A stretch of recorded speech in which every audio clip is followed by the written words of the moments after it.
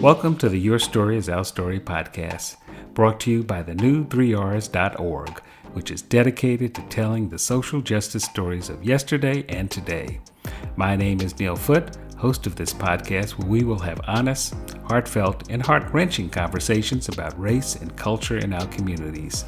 This podcast is our simple way of helping you to join us in our mission, which simply says, by using stories of social justice to dismantle racism, the new 3Rs unlock civic and compassionate leadership at school, at home, and at work. We offer programs and resources to educate and empower children, parents, educators, and workplace leaders through a lens of racial justice and racial awareness. The new 3Rs educates and empowers through the art of social justice storytelling, building relationships, and fostering a sense of responsibility. We are creating a more civic and compassionate society, one child at a time. Thanks for joining us today, and remember to follow us on social at the new 3Rs. That's the new NEW, the number 3 Rs. Hello, I'm Neil Foote, your host for the Your Story is Our Story podcast, brought to you by the new 3Rs. Today, youth conversations. We're following up on those wonderful discussions we had with 3 parents who have been fierce advocates for change and fighting for equity in our public school systems.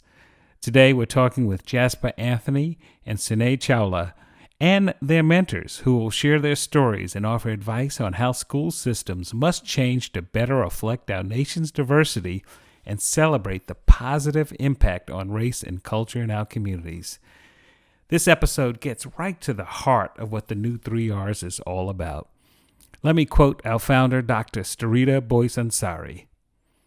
Teaching Black history is a step towards democracy. That alone has not and will not create a more perfect union. We must also teach critical race theory, the legal, moral, economic, and political systems that create and maintain racial inequality. The combination of both builds compassion in our children to become civically engaged and responsive philanthropists, creating a more perfect union. That is the curriculum of the new 3Rs. Let's get into the conversation. I want to introduce you to Jasper Anthony. Jasper, welcome to our podcast. Tell everyone a little bit about yourself and your school, and we'll dive into the conversation. Thank you, Neil. I am Jasper Kavanaugh Anthony. I am 12 years old.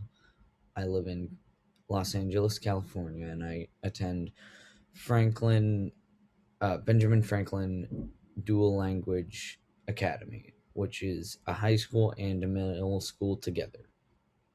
And as I said, it's dual language, so I speak both English and Spanish at school. And my school, the middle school portion of the middle school is 180 kids versus the Burbank school, which is a mile and a half away, and that's got 1,000 kids, but it's only a middle school. So I chose the smaller dual language school because I thought, me and my parents thought it would be better to learn a second language so I could go to other countries because Spanish is the second most spoken language. So that's kind of more about me and my school and a little bit of my education-ness.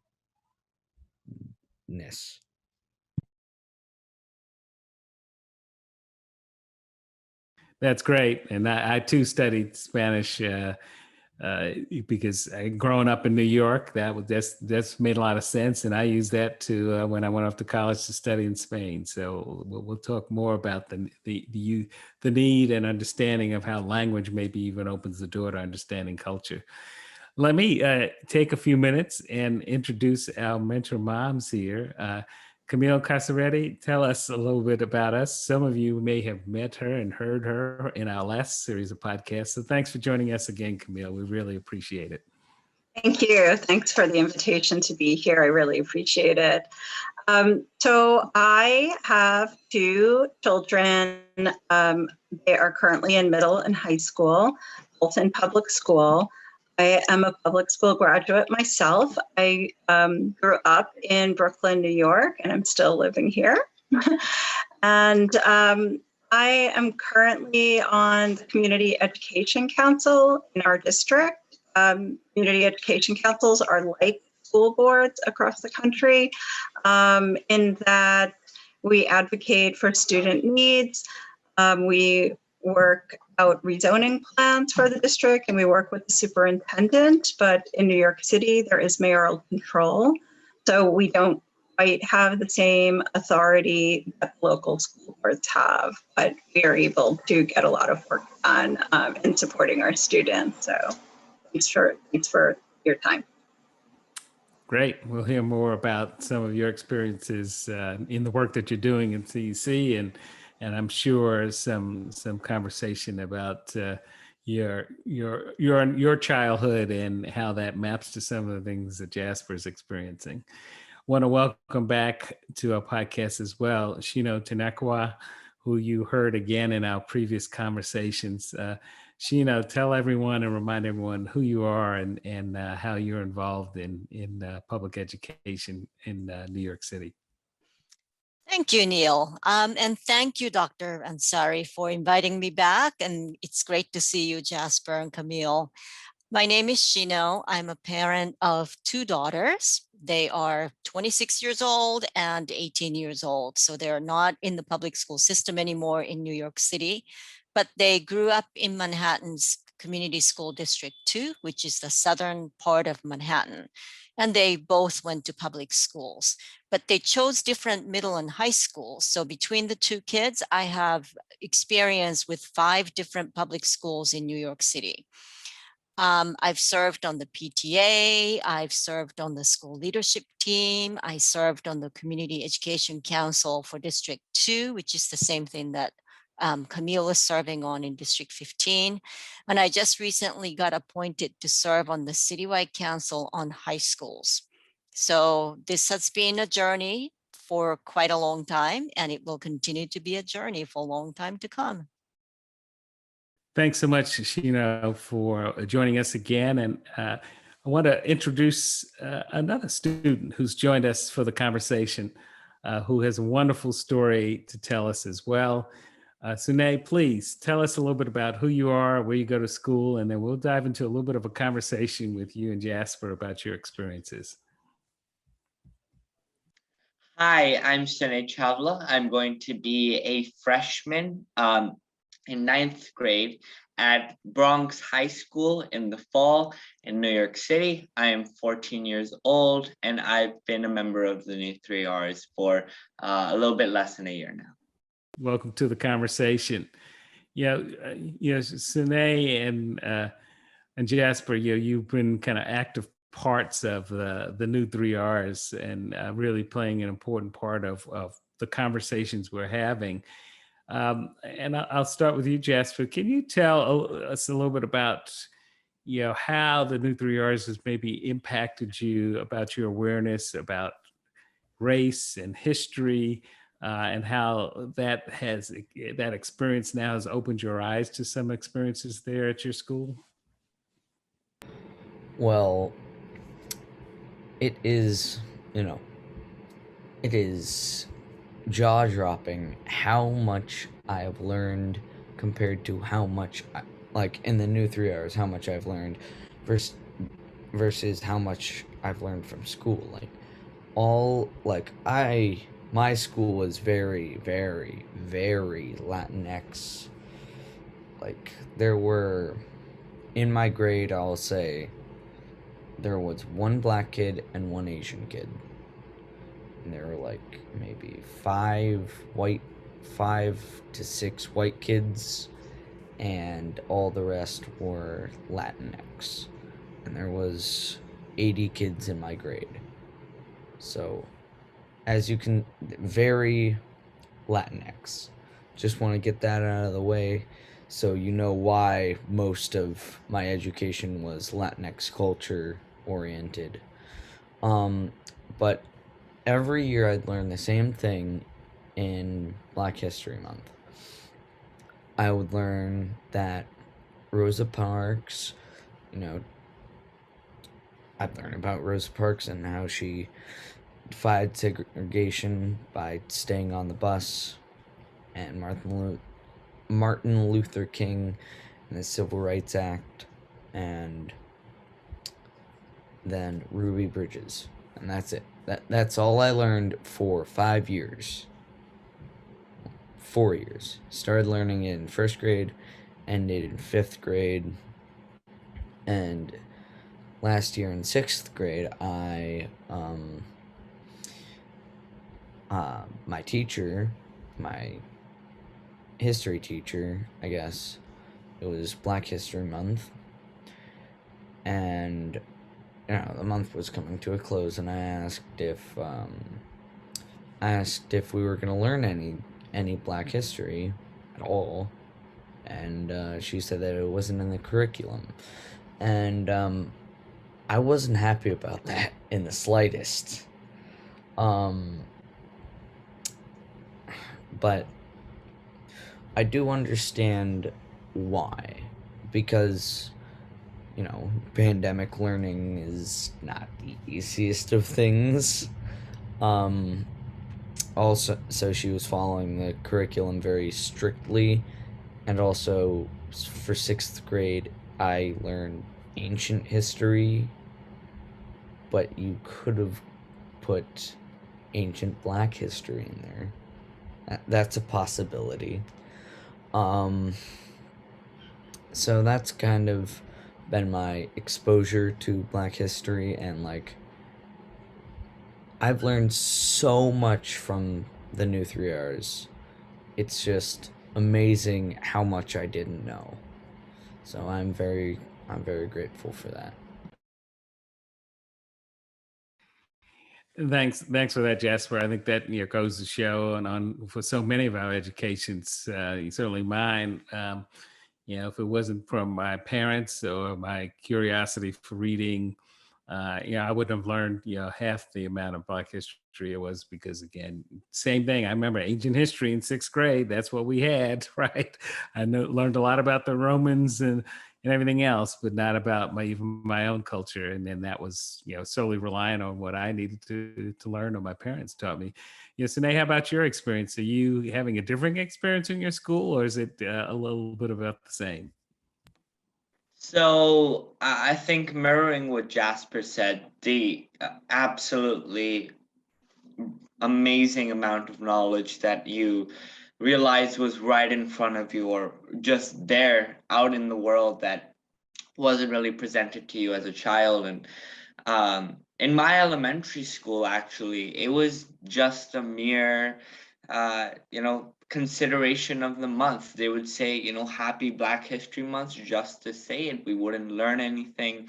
We'd just continue on where we were, which was sadly a white man, or a white racist history predominantly. And I think just this year, and I'm going into ninth grade, just in eighth grade did I start learning about some sort of Black voice, at least in depth. And I think with the ever-growing kind of movement around the Black Lives Matter movement that happened earlier in the summer of 2020, that's how schools had kind of adapted. But I realized from my friends that didn't happen to all the schools, where most schools were still continuing with their predominantly white or predominantly Latinx curriculums, which didn't really encompass the Black history movement.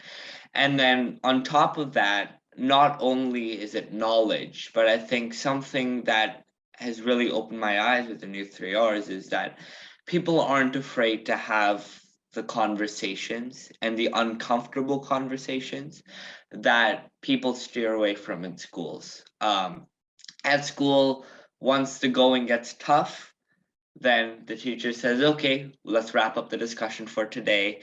Let's move to something more lighthearted. And that often, uh,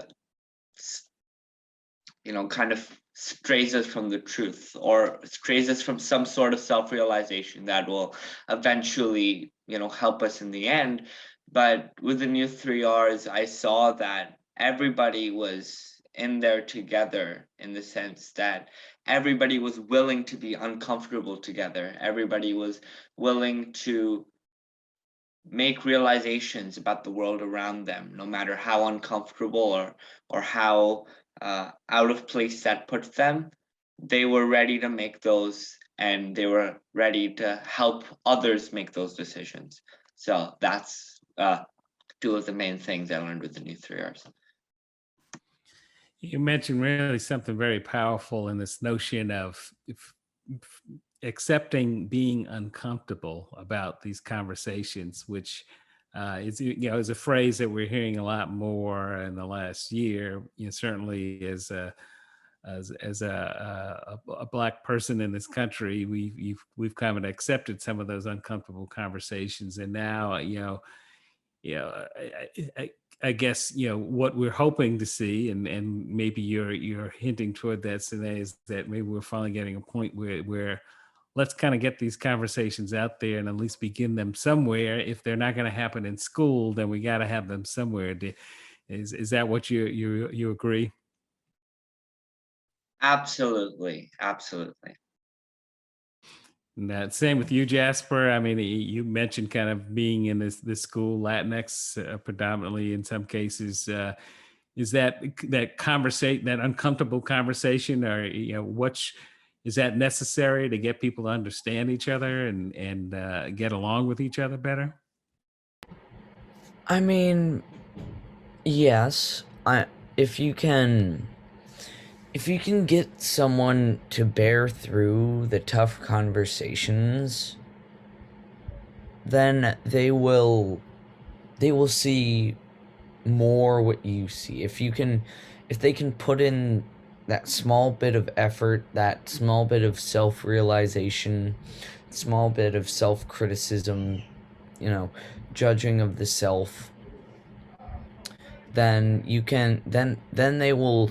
It's kind of like jumping into a whole new way of seeing life, because you look at someone and you wonder,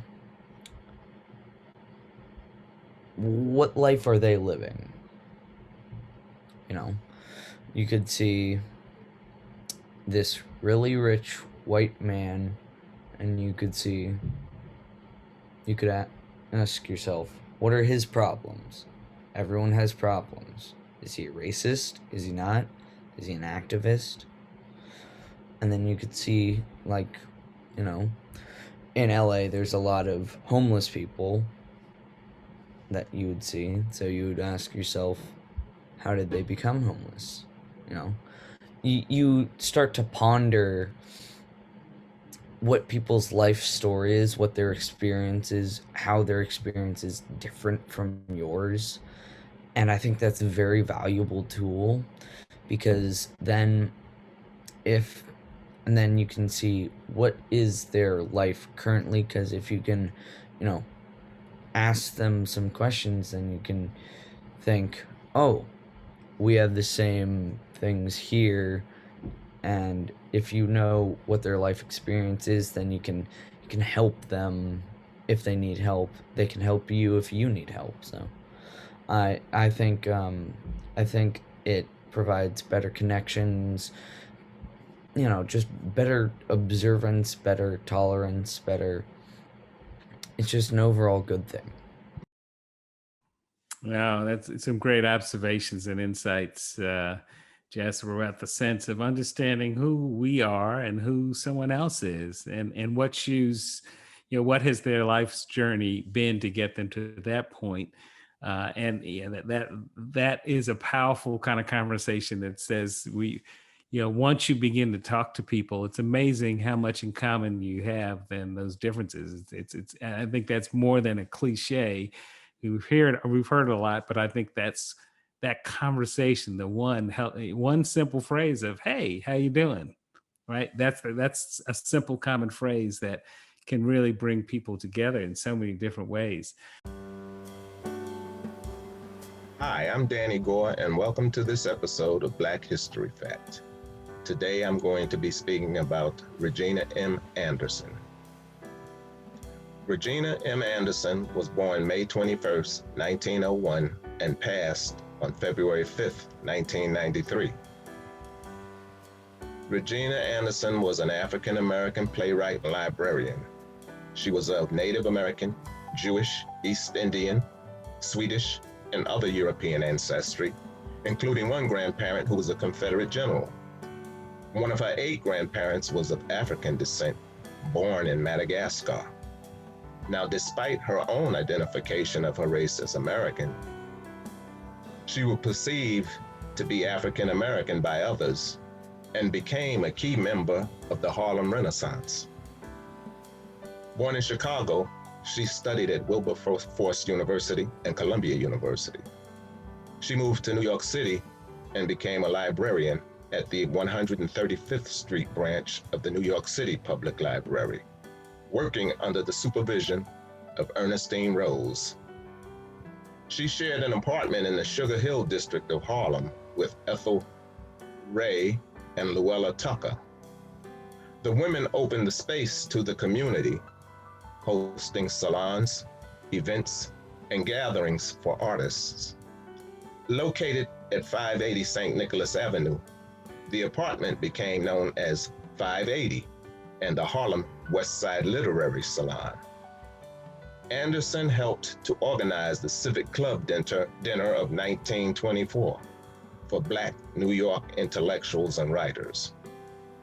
Attended by 110 guests, including W.E.B. Du Bois, Jean Toomer, Countee Cullen, and Langston Hughes, the dinner was one of the coalescing events of the Harlem Renaissance. Andrews and Du Bois co-founded the Kringwa Players, later the Negro Experimental Theater, a Black theater company. The Players produced her plays, Climbing Jacob's Ladder, about a lynching, and Underground, about the Underground Railroad. Regina Andrews was one of 10 African-American women whose contributions were recognized at the 1939 World's Fair in New York. She was the first minority to climb the ranks and become a supervising librarian at the New York Public Library. And her struggle to break the color barrier had earned her numerous accolades. Andrews outlived virtually all of the members of the Harlem Renaissance. She died in Ossining, a suburb of New York City. Her husband was William T. Andrews, a lawyer and New York assemblyman. This is Dannie Gore, and this has been the Black History Fact for today. Thank you.